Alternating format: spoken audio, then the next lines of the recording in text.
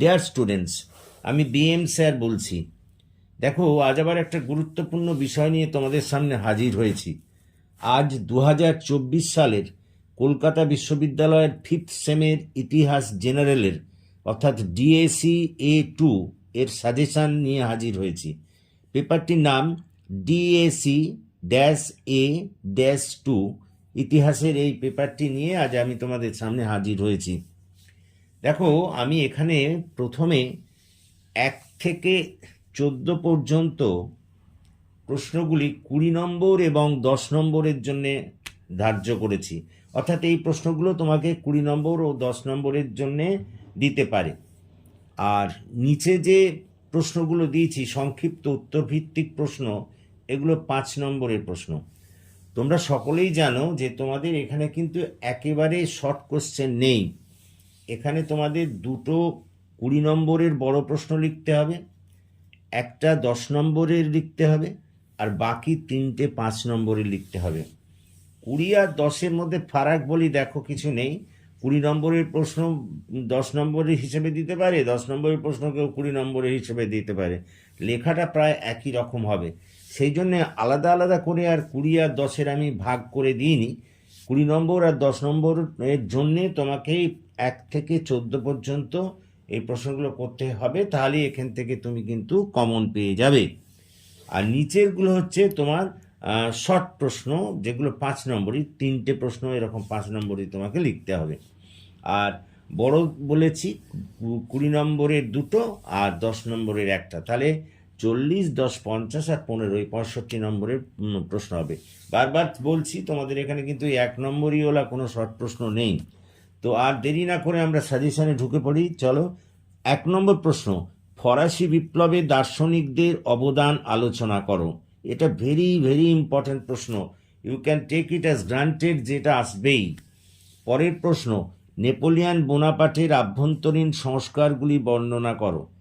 3 নম্বর প্রশ্ন, জার্মানির ঐক্য সাধনে বিসমার্কের অবদান আলোচনা করো। 4 নম্বর প্রশ্ন, প্রথম বিশ্বযুদ্ধের কারণ ও ফলাফল আলোচনা করো। 5 নম্বর প্রশ্ন, 1830 খ্রিস্টাব্দে জুলাই বিপ্লবের কারণ ও ফলাফল আলোচনা করো। 6 নম্বর প্রশ্ন, 1848 খ্রিস্টাব্দের ফেব্রুয়ারি বিপ্লবের কারণ ও ফলাফল বর্ণনা করো। 7 নম্বর প্রশ্ন, দ্বিতীয় বিশ্বযুদ্ধের কারণ ও ফলাফল আলোচনা করো। 8 নম্বর প্রশ্ন, তুমি কি মনে করো ভার্সাই সন্ধির মধ্যেই দ্বিতীয় বিশ্বযুদ্ধের বীজ নিহিত ছিল?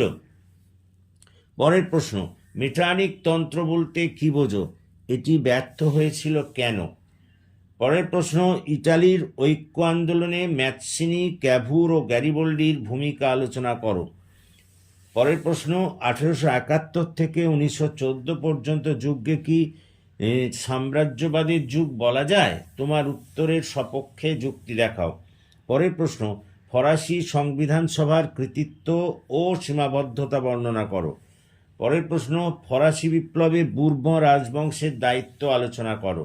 পরের প্রশ্ন, ফরাসি বিপ্লবের আর্থ, সামাজিক ও রাজনৈতিক কারণ বর্ণনা করো, অথবা ফরাসি বিপ্লবের প্রাক্কালে ফ্রান্সের আর্থ, সামাজিক ও রাজনৈতিক অবস্থা বিশ্লেষণ করো।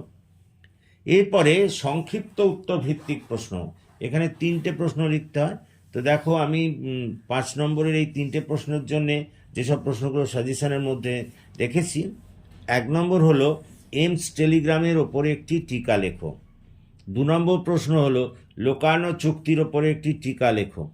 3 নম্বর সেরাজোভা হত্যাকাণ্ড সম্পর্কে যা জানো লেখো। 4 নম্বর স্পেনীয় গৃহযুদ্ধের ওপর একটি টিকা লেখো।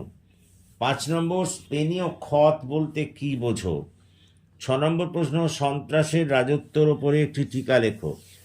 7 নম্বর সেডান ও স্যাডোয়া যুদ্ধের ওপরে একটি টিকা লেখো।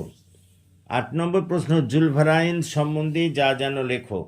9 নম্বর প্রশ্ন, ভার্সাই সন্ধির শর্তগুলি বর্ণনা করো। 10 নম্বর প্রশ্ন, কার্বোনারি আন্দোলনের ওপরে একটি টিকা লেখো। 11 নম্বর প্রশ্ন, ওয়েলস পলিটিক বলতে কি বোঝো। 12 নম্বর প্রশ্ন, 1929 থেকে 30-এর মহামন্দার উপরে একটি টিকা লেখো।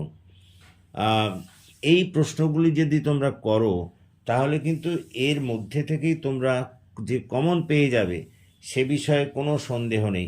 এছাড়া আর বাইরের কোনো প্রশ্ন করার দরকার নেই। আশা করি তোমরা বুঝতে পেরেছ। সুতরাং তোমরা যদি বুঝতে পারো এবং তোমাদের এই ক্লাস যদি ভালো লাগে, তাহলে তোমরা আমার এই চ্যানেলটিকে সাবস্ক্রাইব করো, আমার পাশে থাকো, যাতে আমরা আরও ভালো করে তোমাদের কাজে লাগতে পারি। So that's all for this day. Have a good day.